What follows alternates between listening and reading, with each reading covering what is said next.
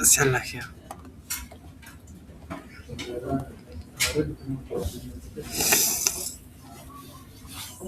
Renzo, presta tu laptop.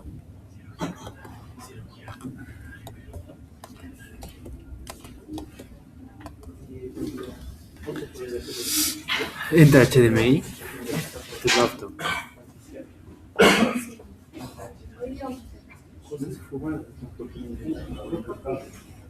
¿Cómo que poder hacer un estudio de cosas?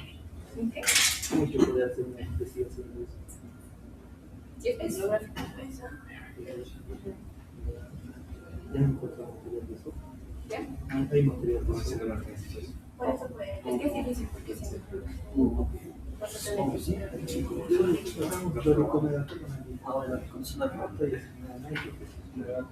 Tienes que leer la boca y especifica lo que quieres.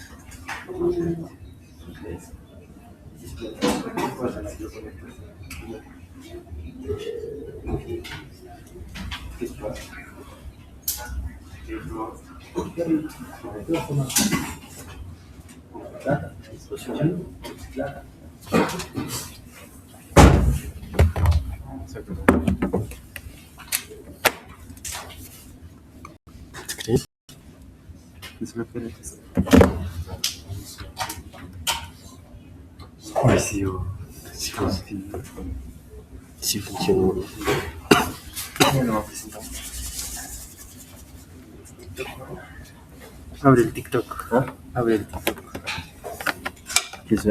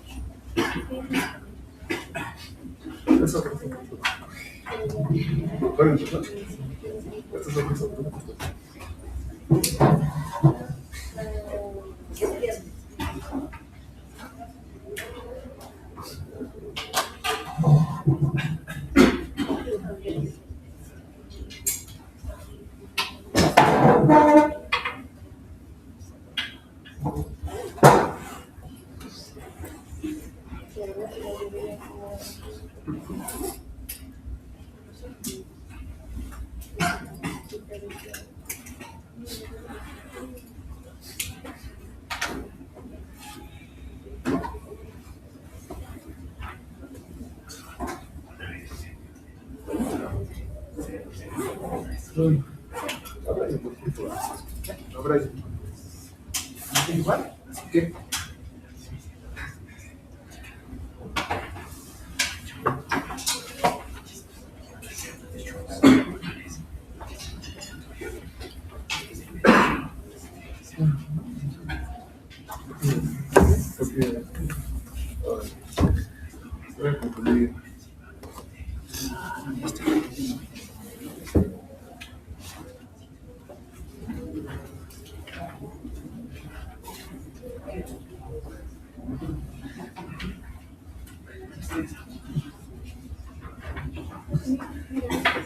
¿La has corregido algo?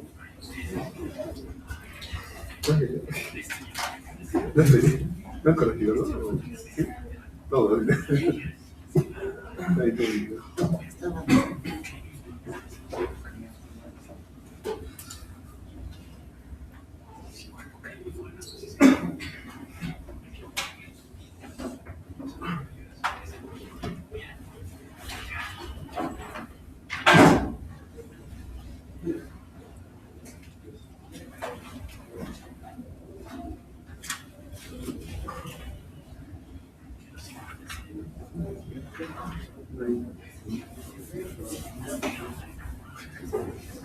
Está en inglés. No voy a leer. Debe decir fisiología y fisiología.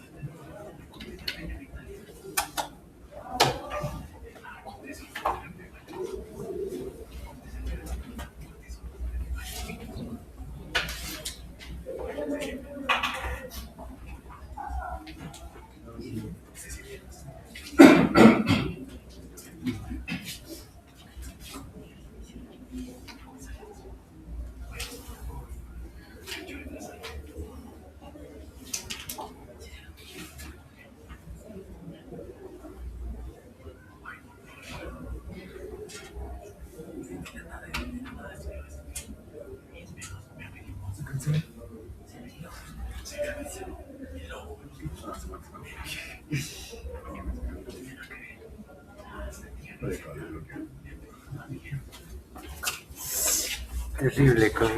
¿Por qué me dices?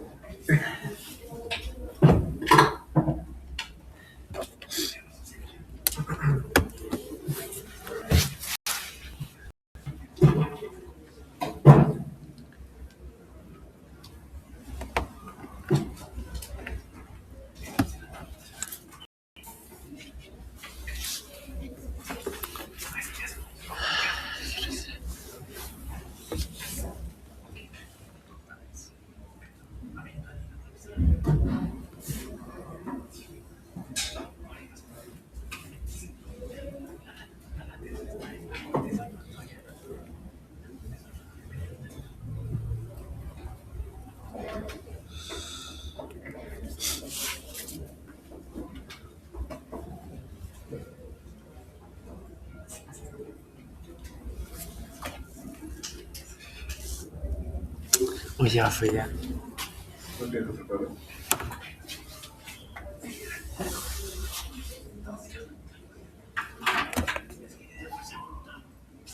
Cómputo. Bueno,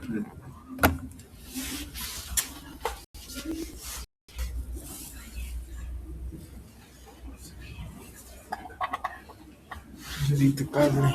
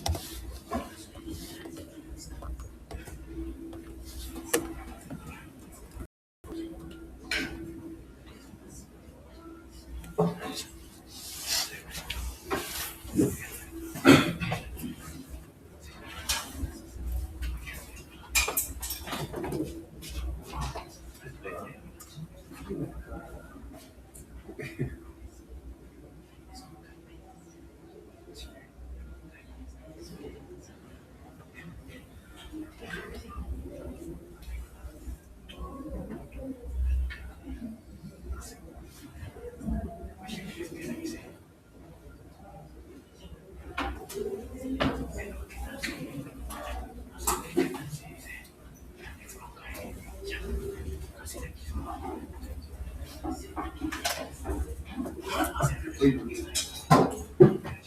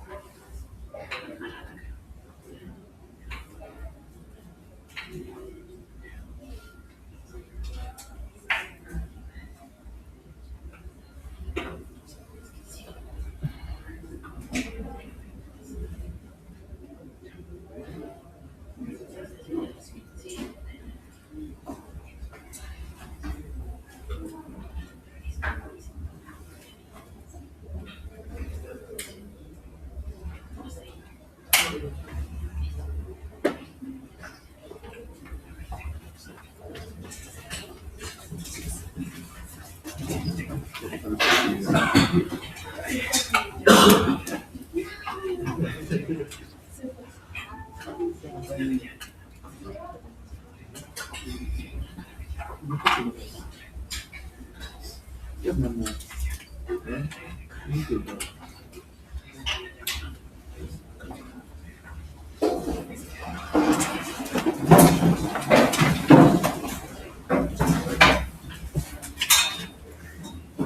Buenos días, tome mi asiento.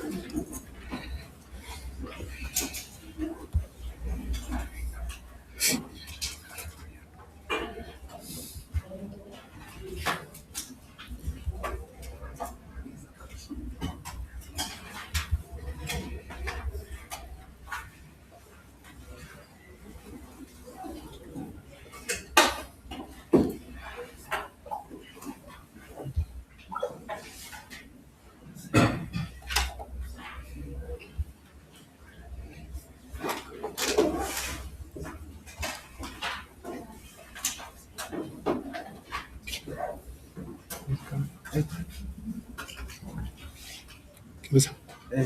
Allá en el... ¿Qué?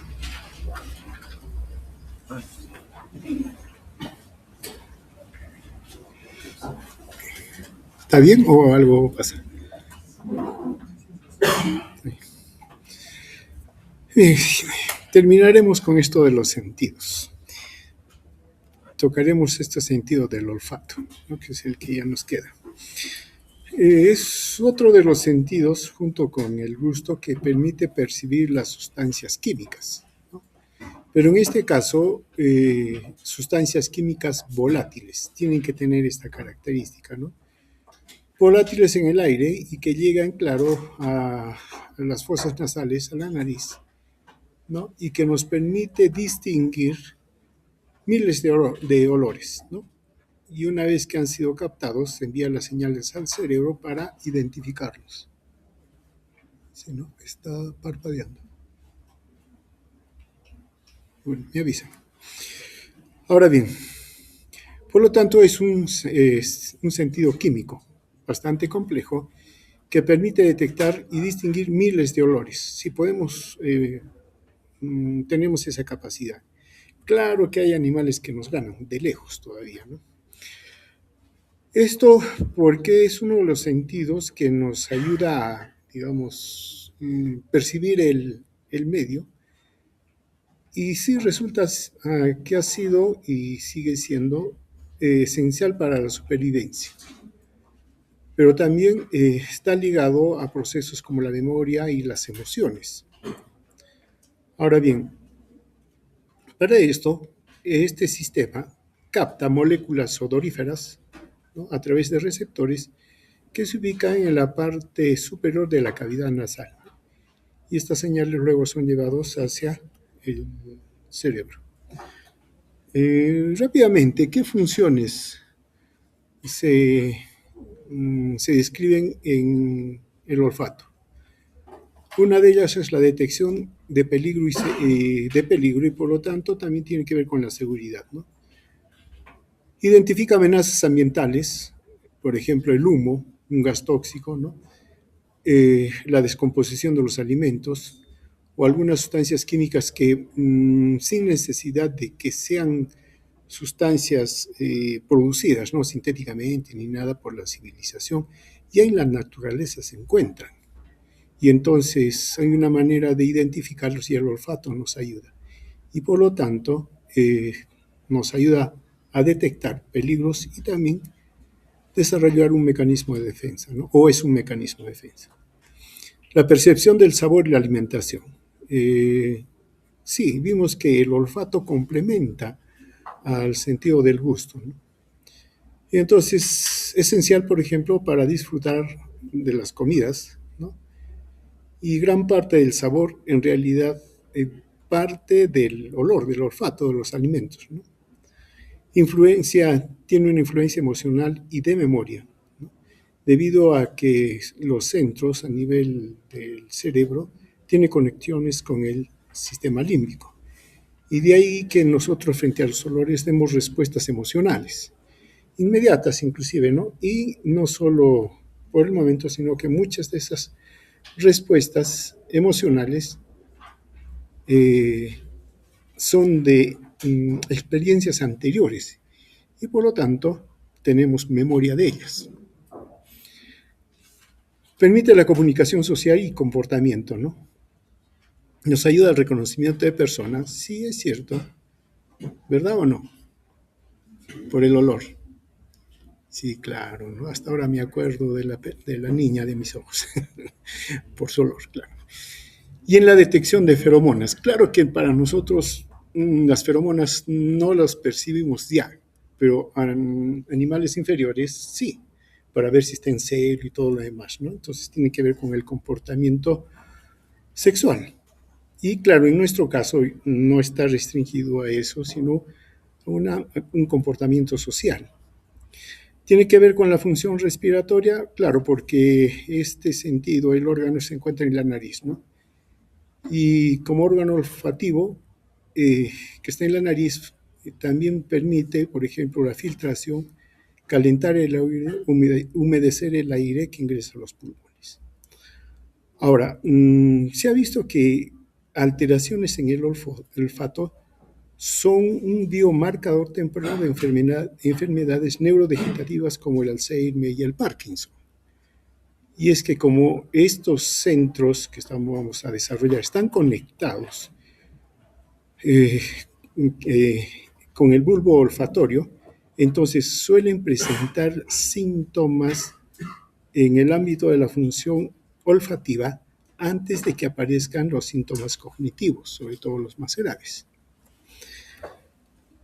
¿Cuál es el órgano del olfato? La nariz, claro, ya todos conocemos, sí, conocemos la nariz por anatomía y todo lo demás, ¿no? Y entonces, a través del olfato percibimos el olor que emiten los cuerpos, las sustancias, ¿no? Y lo reconocemos. Hay que reconocer, sin embargo, que no todos los cuerpos poseen olor. O sea, no hay desprendimiento o no son volátiles, ¿no? Y eso ya se llaman odoríferos, los que sí podemos percibirlo y los que no tienen olor inodoros. Claro que ese término a veces lo utilizamos de otra manera, ¿no? Ahora bien, entonces, ¿qué tenemos con el sentido del olfato? Cuando respiramos, los olores entran a la nariz, ¿no? Por las fosas nasales. Y luego pasan por las fosas nasales y toman contacto con la pituitaria amarilla o membrana olfatoria que se encuentra en la parte superior de las cavidades nasales, ¿no? Ahora bien, aquí se encuentran los receptores, las células olfativas, con sus receptores, ¿no? Que van a dar lugar a señales eléctricas que van a pasar a través del nervio olfatorio hacia el bulbo. Y del bulbo ya pasa hacia el sistema, hacia el cerebro, ¿no? Entonces, finalmente llega al cerebro, que identifica el olor, si es agradable o no, por ejemplo, si es conocido o desconocido. La pituitaria amarilla, o membrana olfatoria que también se le llama, se ubica en la parte superior de las fosas nasales y tiene ciertas características, ¿no?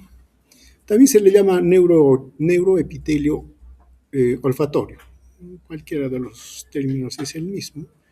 Se encuentra en la parte superior de las fosas nasales, tiene un color amarillento y cubre aproximadamente 2.2 centímetros cuadrados. La mayoría de los autores más bien dice 5.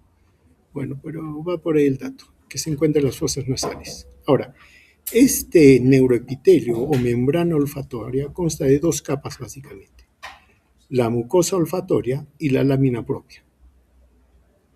Ahora bien, esto permite identificar al menos 6 clases de células principales, incluyendo neuronas sensoriales ciliares, que vendrían a ser las propiamente sensoriales. Y también hay células de soporte y células basales, ¿no? Las células receptores olfativas son neuronas bipolares y se encargan de detectar los olores, que vendrían a ser estos que están acá, ¿no? Son bipolares porque las dendritas se van hacia la cavidad nasal, hacia la mucosa, son prolongaciones, y de estas prolongaciones salen los cilios, ¿no? Y por el otro lado están los axones que van hacia el bulbo raquídeo, el bulbo olfatorio, y se hacen sinapsis tanto con las células mitrales como otras células también que están a este nivel. Ahora, tiene células de soporte en este lugar y células basales que son células madre que regeneran constantemente la membrana olfatoria, ¿no? Ahora bien, la función, como mencionamos, acá están las neuronas sensoriales olfatorias que dirigen las dendritas a la superficie olfatoria. Están también las células de soporte que regulan el medio iónico, ¿no? Y que es necesario, mientras que las células basales participan en el recambio celular. Ahora, se dice que el neuroepitelio, como hay una renovación de las células, tiene un tiempo de renovación entre 30 a 120 días. O sea, se está renovando continuamente. En cuanto a las glándulas submucosas y mucosas del neuroepitelio o membrana olfatoria, son secretoras de mucus, ¿no? En la región olfatoria. Ahora, tienen proteínas olfatorias que ligan y protegen al epitelio del estrés oxidativo que se da. Y tienen función olfatoria a su vez, ¿no? porque permiten que la sustancia odorífera pueda llegar a los receptores, ¿no? Como transporte de moléculas volátiles a esto. Ahora, cada neurona olfatoria, en buena cuenta que siempre es la célula olfatoria, expresa solo un gen para un solo tipo de receptor. Pero resulta que cada receptor puede reconocer múltiples odorantes. Todos los receptores olfatorios son miembros de la familia de receptores ligados a proteínas G. Entonces, ¿qué tenemos acá? Tenemos las neuronas olfatorias. Cada neurona expresa un solo tipo de quimiorreceptor y con este reconoce múltiples sustancias odoríferas. Cada odorante, o sea, cada sustancia odorífera, puede ser reconocido por múltiples receptores. Esto va a dar lugar más bien a un patrón único de activación neuronal y que permite la discriminación olfatoria. O sea, aquí la cosa es mucho más compleja. En realidad, si lo comparamos con la vista, la vista, ¿qué reconoce? Solo 3 patrones, nada más. Y claro, hace las combinaciones y todo lo demás. Pero acá es mucho más. Por eso esto resulta mucho más complejo que la vista, ¿no? Desde el punto de vista de la percepción. Ahora, la percepción varía en relación a la concentración de la sustancia. A mayor concentración, ¿no? Lo que va a suceder es que va a reclutar receptores con menor sensibilidad. O sea, ¿qué significa? Dicho de otra manera, la sustancia odorífera va primero a estimular a baja concentración aquellas que tienen mayor sensibilidad, las más sensibles. Pero si aumentamos concentración, va estimulando, activando a las que son menos sensibles. Entonces, intensificando la percepción. Y la percepción el crecimiento de la percepción es logarítmico, rápido, crece, ¿no? Entonces, a mayor concentración se reclutan receptores de menor sensibilidad y esto cambia el patrón neuronal. Ahora bien, neuronas con el mismo receptor, ¿no? Se encuentran dispersas en la misma zona del epitelio olfatorio. Claro, están más o menos por zonas, pero están dispersas, ¿no? En la misma zona. Aquellas que tienen el mismo receptor. Pero también están mezcladas con menor proporción de otras neuronas con diferentes receptores o células olfatorias, ¿no? Entonces, acá hay una combinación, ¿cómo le llaman? Esos cuadros que tienen varios colores. Un mosaico. Hay un mosaico. Ahora, los odorantes, la sustancia que se está percibiendo, son reconocidos por receptores dispersos en diversas zonas. Y eso va a dar como un panorama, ¿no? Más adelante lo vamos a completar. Ahora bien, entonces, las células olfatorias son células bipolares, como habíamos mencionado. La dendrita da lugar a los cilios, y en los cilios que se dirigen a la mucosa están los quimiorreceptores, que son los que van a transducir las señales. La prolongación axonal, esa más bien ya atraviesa la lámina cribosa, ¿no? Y llega al bulbo olfatorio. En realidad, estas prolongaciones axonales de las células olfatorias son el nervio olfatorio. Ese es el nervio olfatorio. El bulbo raquídeo y todo lo que le siga no es nervio, es prolongación del mismo encéfalo. Muy bien, entonces, ¿qué tenemos en los cilios? Los quimiorreceptores olfatorios. ¿Qué mencionamos? Son receptores acoplados a proteínas G, ligados a proteínas 7 hélice transmembrana, ¿no? Ahora bien, estos receptores están codificados por superfamilia genómica, ¿no? Y esta familia es una de las más grandes en el genoma. De todos ellos, de los genes que tenemos, representa el 3 al 5%. Y claro, 3-5% es un bajito, ¿no? Pero imagínense si lo comparamos con la cantidad de genes que tenemos. Pues es una cantidad enorme, ¿no? Ahora, los humanos tenemos en promedio, bueno, dependiendo del autor, pero van por ahí 900 genes para definir los receptores olfatorios. Pero de ellos, 60% son pseudogenes y solo 400 son funcionales, ¿no? Miren, los ratones tienen 1200 genes funcionales. Por eso, de hecho, el ratón nos gana en el olfato, ¿no? Ahora, cada gen codifica para un receptor con diferente selectividad química. Claro, ya dijimos, un receptor está definido por un gen, pero puede captar varios, pero están definidos genéticamente.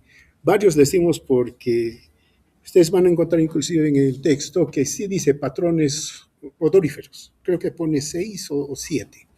Hay otros textos que ponen 12, 15. Hasta ahora nadie se pone de acuerdo porque en realidad es subjetivo. Claro, yo le pregunto y le hago una prueba a una persona y le pongo, qué sé yo, 15 olores y me va a caracterizar 13 uno, otro me caracteriza 9, todo. Y no puedo formar un patrón estable para todos. Y ahí viene el problema. Ahora, hay estos, y cada gen codifica un receptor diferente con una selectividad química. Está ese tipo de receptores asociados a trazas de aminos, ¿no? Que son receptores, pero que en otros lugares del sistema nervioso tienen que ver con la neurotransmisión de dopamina y glutamato a nivel del cerebro. ¿Se acuerdan de la dopamina, no es cierto? Y del glutamato. Ya, entonces, claro, que pueden estar en relación con algunas alteraciones a nivel del olfato, sí, porque llega también al sistema nervioso, llega al cerebro, pero también hay otras influencias que tiene la dopamina y el glutamato. Ahora bien, estos receptores tienen diferente secuencia peptídica, ¿no? Son diferentes tanto en humanos, ratones y hasta en peces, ¿no? Reconocen aminas volátiles, ¿no? Aparentemente, este tipo de, digamos, característica de estos receptores tiene que ver mucho con lo que mencionamos hace un momento, con reconocimiento de personas. Ni que decir, los animales inferiores se reconocen por el olor, ¿no? Pero a nosotros, sí, utilizamos también eso, ¿eh? No hay que decir que no, pero ya no como ellos. Pero entonces sí nos permite una relación social y tiene que ver mucho con la reproducción. Y en los animales inferiores esto es mucho más notorio, ¿no? Ahora bien, una molécula odorante tiene un rango de masa atómica entre 200 a 400 daltons. Y miren, se conoce aproximadamente 10.000 ligandos olorosos. Bueno, alguien habrá contado, ¿no? O sea, hay 10.000 tipos de olores que conocemos. Suponemos que sí. Y como dijimos, los seres humanos poseen aproximadamente 900 genes, pero solo, acá todavía lo reduce, más, son 300 son funcionales. Muy bien, si hablamos de los receptores, dijimos que están en las células, ¿cómo se llaman estas células? Células bipolares, células receptoras olfatorias o células olfatorias, ¿no? Entonces, esos nombres se utilizan. Ahora bien, tenemos sus prolongaciones, sus cilios, y en los cilios se encuentran los receptores, ¿no? Están las moléculas, y aquí, claro, ya estamos en la mucosa, están las moléculas odorantes que llegan aquí y son reconocidos por el receptor, ¿no? Se encuentran aquí. Bueno, bien, estos receptores, como mencionamos, son moléculas ligadas a proteínas G, en buena cuenta receptores ligados a proteínas G. No lo describen como canales ni nada, sino como proteínas receptores, nada más, no son proteínas. Como están ligados a proteínas G, esto significa que lo que van a hacer es desencadenar una cadena metabólica, una transducción de señales. Claro, el receptor activa la proteína G se desdobla y entonces empieza a activar canales que se encuentran a nivel de la membrana.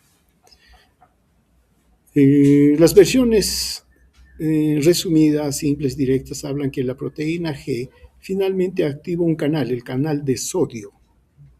Y se activa este canal de sodio y el sodio entra. Y si el sodio entra, ¿qué pasa con la membrana, con la célula? Despolariza, ¿no? Entonces, si despolariza, entonces, como tiene conexiones a nivel del bulbo en los glomérulos, entonces va a tener conexión con las células mitrales, ¿no?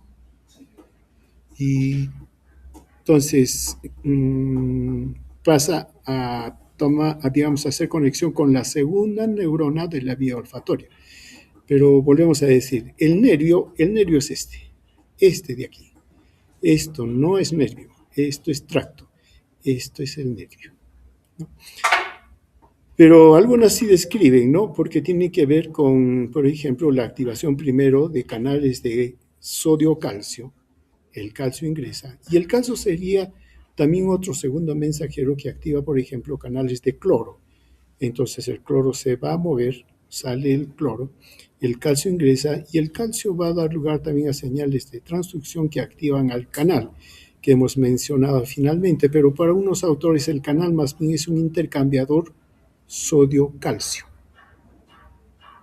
Pero el predominio es, digamos, es neto.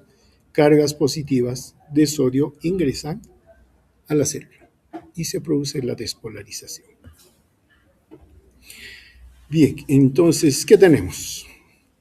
Sí, tenemos aquí que el aire ingresa a la cavidad transportando las moléculas odorantes, vienen a la membrana olfatoria y la membrana olfatoria están las células olfatorias que captan las sustancias odoríferas, ¿no? Muy bien. Existen hasta 1000 tipos de receptores diferentes. Acá nos ponen como un dato. Puede ser, ¿no? Está bien.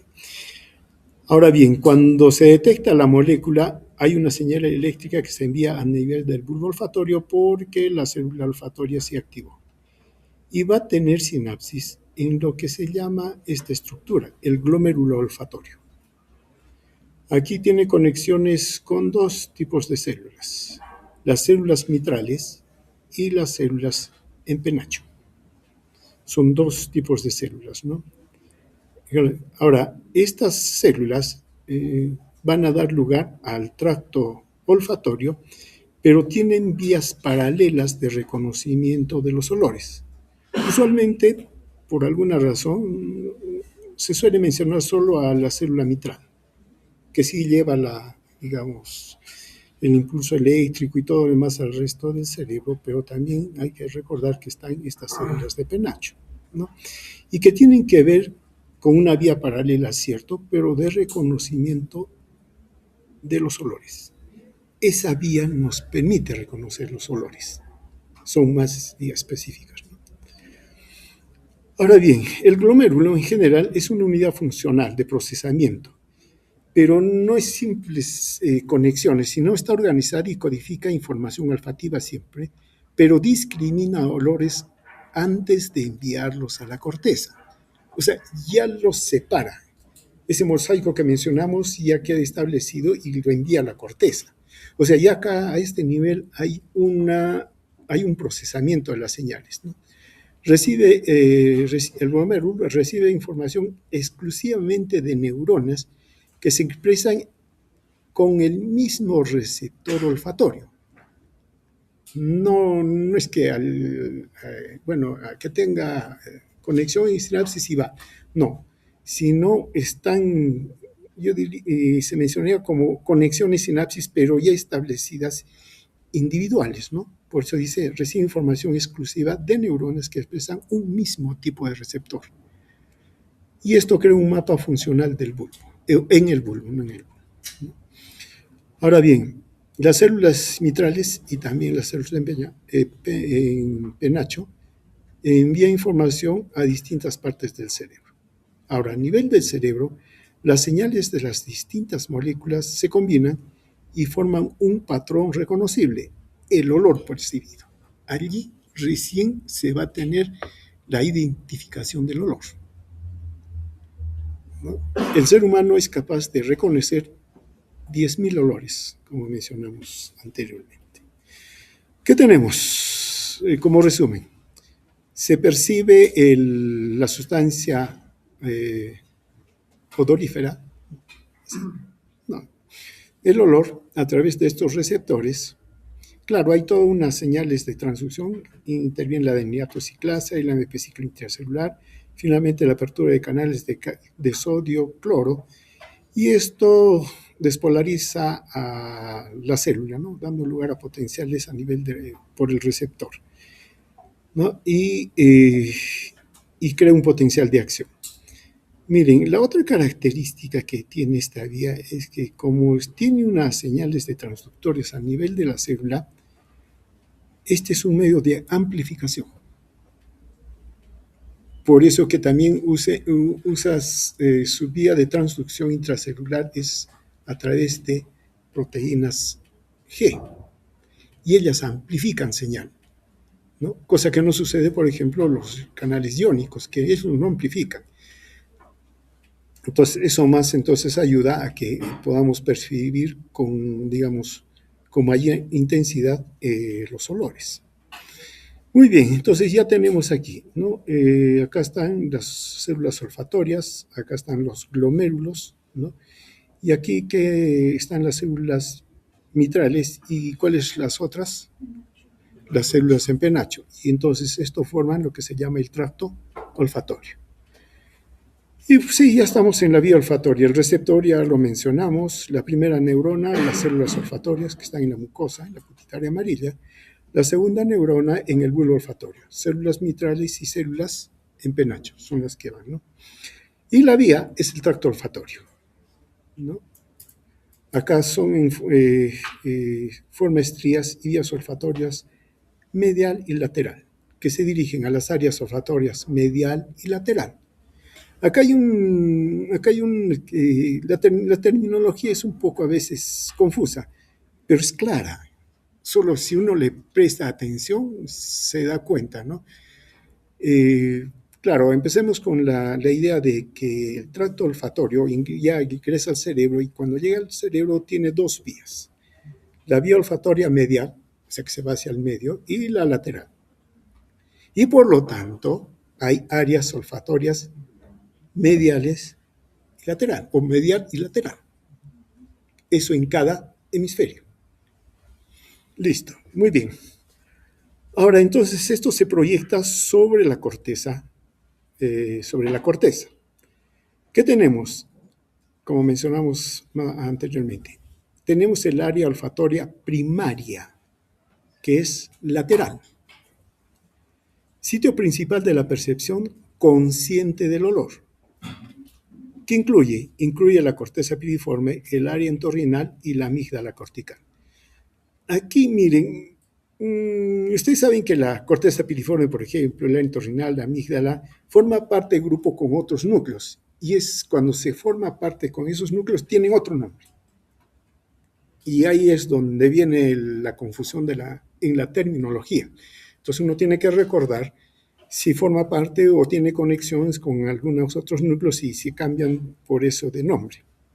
Entonces tenemos el área olfatoria primaria y lateral. La lateral y por lo tanto es consciente por el olor, ¿no? Pero está conectada al área entorrinal, ¿se acuerdan del área entorrinal? Al área, a la amígdala cortical. ¿Conocen la amígdala? Sí, conocen la amígdala. Claro. Luego está el área olfatoria primitiva, no primaria, primitiva o medial. Uno puede confundir estos dos términos. Área olfatoria primaria, área olfatoria primitiva. ¿Qué es lo primario? ¿Lo antiguo o lo moderno? Lo antiguo. Primario, o sea, lo primero que apareció. Claro, pero acá no utilizan esa acepción, sino como principal. Primario, principal. Y lo primitivo, que vendría a ser como primario, no lo consideran como tal, sino es medial, pero tiene que ver con las respuestas autónomas. Y es más, como es primitiva, es antigua. ¿Consciente? No. No es la parte consciente, pero es la parte de los reflejos emocionales hacia el olor, por lo menos con eso. Claro que también no tiene que ver solo con las respuestas emocionales, sino con las respuestas viscerales. Cuando sentimos un olor y lo que percibimos es agradable, ¿no?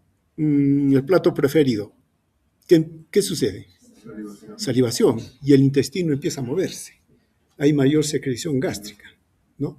Entonces, esas son reacciones viscerales conscientes. No, ¿no? Y eso corresponde al área olfatoria primitiva o mediana, ¿no? Bueno, este es el tracto olfatorio y aquí estamos en esta parte del cerebro. ¿Se ubican? ¿Se ubican o no se ubican? Ya, listo. Si ustedes se ubican, no hay nada que decir. Entonces, el tracto olfatorio, al llegar a la sustancia perforada anterior, se divide en estría olfatoria lateral, ¿no? Lleva las acciones al área olfatoria de la corteza cerebral, a las áreas periamigdaloides, prepiriformes, que le costaba decir el uncus directamente, ¿no? Pero así lo pone, que se conocen como la corteza olfatoria primaria. Las estrías olfatorias mediales llegan a los axones, cruzan el bulbo hacia el bulbo contralateral y forman lo que se llama la comisura blanca anterior, ¿no? Y terminan en el área subcariosa, conocida también como área paraolfatoria. La estría, y todavía hay otra ramita chiquita, que es la estría olfatoria intermedia. Termina en el espacio perforado anterior y forma un tubérculo olfatorio en su extremo terminal. Ya, esta es otra forma en que se menciona. Acá están las estrías laterales, ¿no? Se proyectan a la corteza olfatoria entorrinal, y esa corteza es una corteza de asociación del lóbulo temporal en las cercanías del uncus y del cuerpo amigdalino. Están diciendo más o menos lo mismo, ¿no? Pero le están cambiando a veces algunos términos, ¿no? La estría medial se introduce en la comisura anterior y comunica ambos bulbos. Y la estría intermediaria se introduce en el espacio perforado anterior, se desconoce la función. Muy bien, estamos aquí, en toda esta zona, ¿no? Y resulta que hay una estructura ahí, el rinencéfalo. Se encuentra en relación anatómica funcional con el sistema límbico, el rinencéfalo. Pero por todo lo que estamos mencionando acá, de hecho, las proyecciones olfatorias están llegando al rinencéfalo, ¿no? Ahora, esto es base neuroanatómica para los aromas, ¿no? Para el aroma. Y también ahí nos permite ver si el aroma nos agrada, nos es desagradable o nos recuerda algo a alguien. Siendo más resumidos, tracto olfatorio, dos estrías, medial lateral, olfatoria lateral, a la corteza piriforme, a la amígdala, procesamiento consciente de los olores. Área medial, septal, acá aparece otro término, el área septal. Y más antes nos están hablando del área entorrinal. Y anatómicamente sí las conocen. El área entorrinal y el área septal. ¿Las conocen? Sí las conoce, porque es lo que en anatomía, cuando uno ve la base del cerebro, es una de las cosas que más se ubican. Gestiona respuestas autónomas, ¿no? Reflejos primitivos, conectando con el hemisferio contralateral. Acá hay comunicación, ¿no? Entonces, el área olfatoria lateral, que es la principal, ¿cuál es el otro término? Primaria. Incluye la corteza prepiriforme, la porción cortical de los núcleos amigdalinos, tiene conexiones con el sistema límbico, sirve de aprendizaje y eso también nos permite percibir el dolor, ¿no? El olor si nos gusta o sentimos rechazo, ¿no? Si esto se lo aplicamos a los alimentos, entonces esto nos permite apreciar, saborear el alimento o en caso contrario también rechazarlo, ¿no? Es el sistema más evolucionado, claro, es el último responsable de identificación de los olores, la memoria olfativa y el aprendizaje. Y recibe proyecciones directamente de la estría lateral. ¿Qué cosa es la estría lateral? La división del tracto olfatorio, claro que se divide en estría medial y lateral. No, esto ya tiene que ver, otra cosa. Claro, por lo que usted dice, claro, si son estrías y esta es la estría lateral, ¿no? Claro, está bien, ¿cómo diría? Pero también hay otras estructuras que le llaman como estría lateral en el cerebro. Esos son otros componentes. Bueno, el área olfatoria lateral se localiza en la cara dorso-medial del lóbulo temporal y en el huncus. ¿Sí? ¿Dónde está proyectado? ¿Qué pasó? Acá está bien. Fue la luz. ¿Se fue la luz? Aquí está bien. Sí. Revisen las conexiones.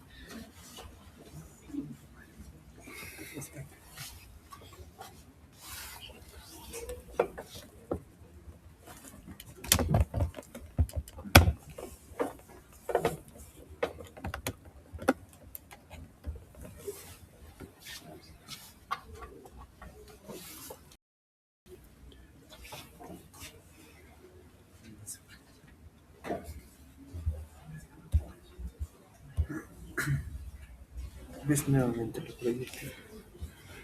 Tengo que cerrarlo.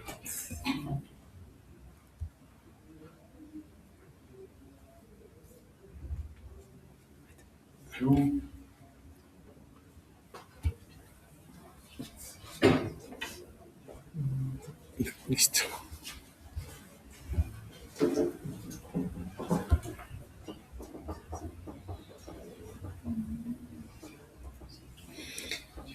Lo como mencionamos, este sería el área olfatoria lateral o principal. Acá está la corteza olfatoria, ¿no? Área 34 de Brodmann, 28 también de Brodmann. Tiene que ver con el comportamiento, las respuestas al reconocimiento de los olores y adquirir y recuperar recuerdos. Si es que hay lesión de esta área, pueden presentarse alucinaciones olfatorias desagradables. Esta área cortical primaria, ¿no? Tiene conexiones con otros centros. Acá tiene el tracto olfatorio, esta es la corteza olfatoria, y más o menos se pueden señalar algunas estructuras. El núcleo olfatorio anterior, tubérculo olfatorio, córtex piriforme, núcleo amigdalino, corteza preamigdalina, el córtex entorrinal lateral, ¿no? Que vendría a ser el área olfatoria primaria. Por eso digo, lo denominamos de esta manera, pero hay varios componentes. Ahora, de estos componentes se proyectan, por ejemplo, el núcleo olfatorio anterior al bulbo olfatorio, ¿no? Ipsilateral, al bulbo olfatorio, los dos, ¿no? Ipsilateral y el córtex olfatorio contralaterales. Ahora, esto, 1, 2, 3, 4, estos 5, vendría a ser todo el córtex amigdalino se proyectan al hipotálamo lateral, al núcleo dorsomedial del tálamo, al córtex insular y orbitario y al bulbo olfatorio. Se está empezando a describir que también como hay una vía que va hacia adentro, hay también una vía que sale, ¿no? No hay mucha documentación, pero sí hay algunos artículos que ya empiezan a mencionar que hay una vía para controlar. Hay interneuronas a nivel del glomérulo olfatorio. O sea, algo deben hacer esas interneuronas, ¿no? No se ha descrito todavía su función, ¿no? El córtex entorrinal, por ejemplo, ese sí se proyecta al hipocampo. Entonces, si uno reconoce cuál es la función del hipocampo, entonces, claro, uno sabe por qué tenemos memoria de los olores, ¿no? Y si tenemos núcleo amigdalino, tenemos emoción. Claro. El área olfatoria medial, primitiva. Núcleo septal y giro paraterminal en la cara medial del lóbulo se asocia con el sistema olfatorio primitivo, encargándose de los reflejos básicos, ¿no? Salivación, por ejemplo, secreción gástrica, etc. La estría medial dirige las fibras hacia estructuras contralaterales, la comisura, ¿no? Y como mencionamos, estamos hablando del rinencéfalo en cierta forma, ¿no? Y sí, es que el rinencéfalo se relaciona con la olfacción, y tiene relaciones recíprocas con algunas regiones del sistema límbico. Ahora bien, las formaciones olfatorias que participan aquí en el sistema rinencéfalo está el bulbo olfatorio, el tracto olfatorio, estría y cintilla olfatoria, el bulbo piriforme de la corteza olfatoria primaria. Y hay más formaciones, ¿no? Que le llaman, por ejemplo, el lóbulo periforme, que incluye la circunvolución olfatoria lateral, el área preamigdalina, el uncus del hipocampo, el área entorrinal.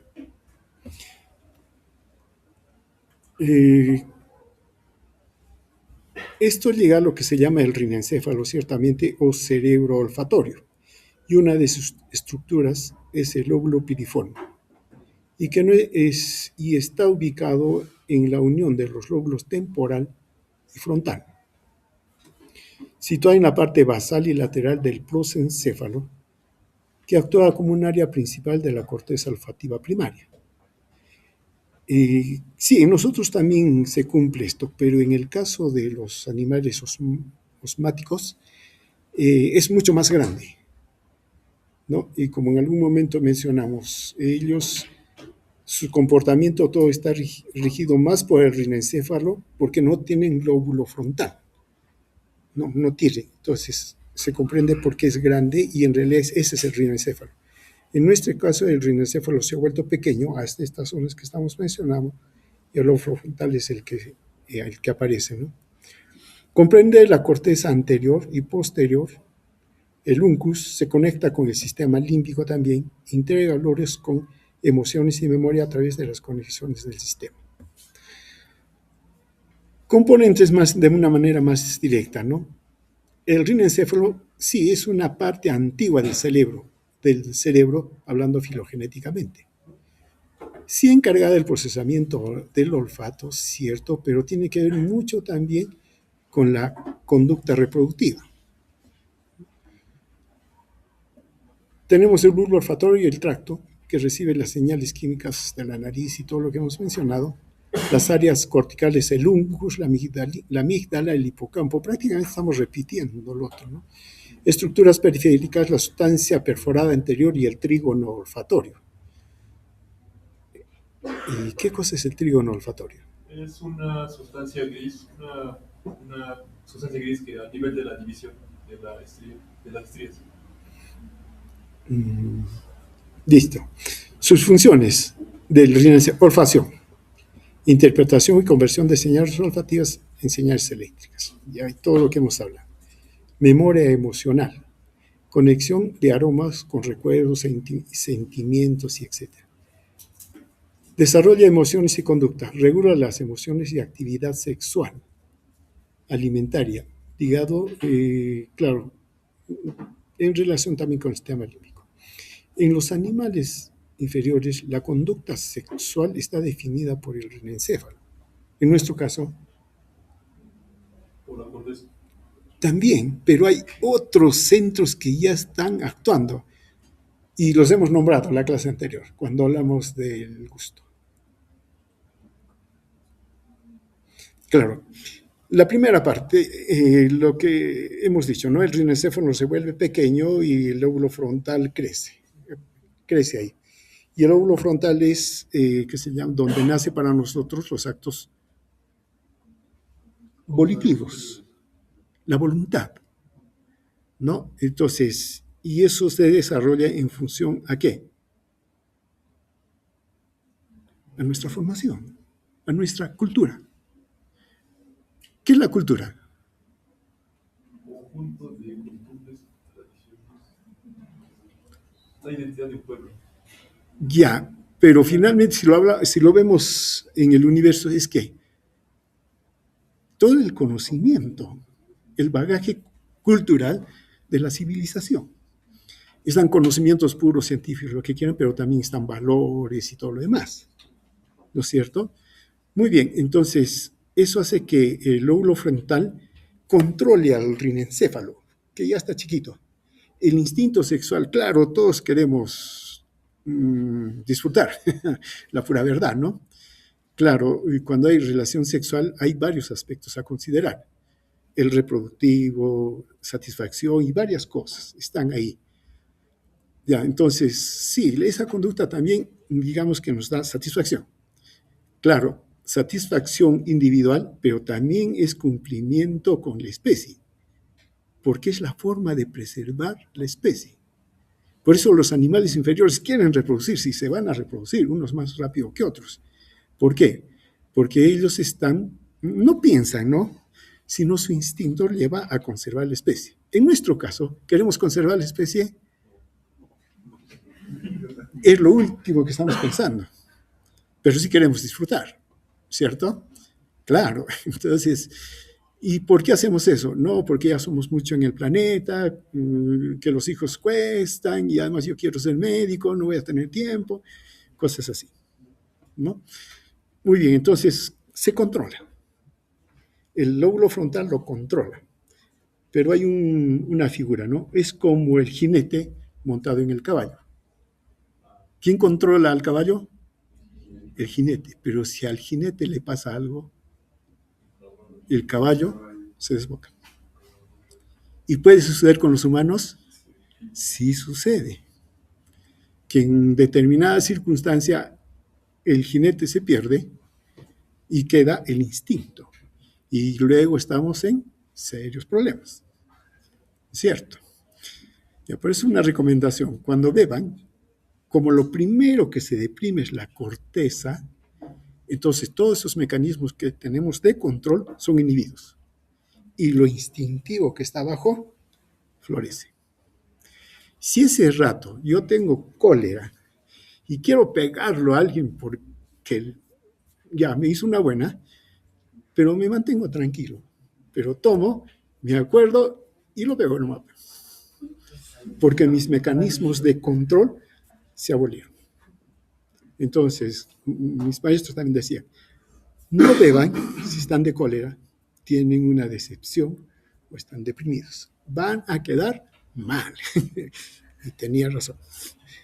Entonces, ¿y por qué? Por esto, el ribencéfalo es instintivo, no reproductivo, si quieren, conservación individual y todo lo que quieran. Pero la corteza y todo lo demás es lo que lo controla. Y eso nos diferencia entre los animales inferiores y nosotros, ¿no? Nosotros somos la civilización, ellos no tienen civilización. Pero a veces uno piensa diferente. Listo, llegamos hasta aquí.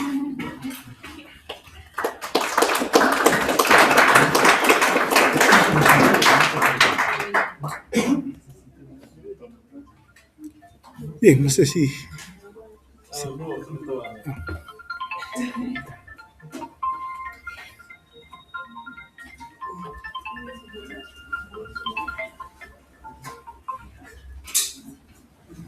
¿Aló? Sí, señora, dígame.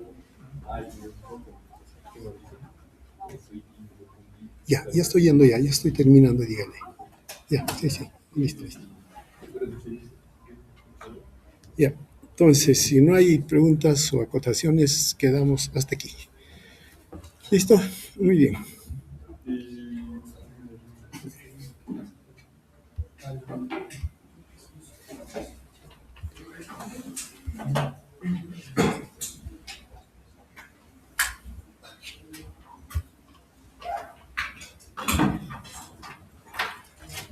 Sí. Que las células en penacho sean reforzadores y afinadores, eso es discriminación, ¿no? ¿Eso es qué? O sea, digamos que las células en penacho sean reforzadores, eso es discriminación, ¿no? No. Porque, bueno, no tienen esa función de discriminación. Son parte de la vía, pero que nos permite identificar y diferenciar los olores. Esa es su colaboración de esas células, ¿no? Ahora, que sea refuerzo, claro, el refuerzo tal vez a la percepción, ¿no? Eso sí. Hay personas que tienen un buen olfato. Todos tenemos olfato, pero hay unos que tienen más y pueden distinguir, ¿no? Entonces, tendrían que ver con eso. Identificación, caracterización del olor, ¿no? Y claro, habrá otras vías. Esa vía descendente, por ejemplo, parece que controla ahí también, a este nivel, ¿no? Entonces, como ahí también hay una zona topográfica prácticamente del olor, por eso que eso también juega, ¿no? Sí, como digo, esta vía resulta más complejita que la vía visual al final, ¿no? Listo, muy bien. Entonces nos vemos hasta el día lunes.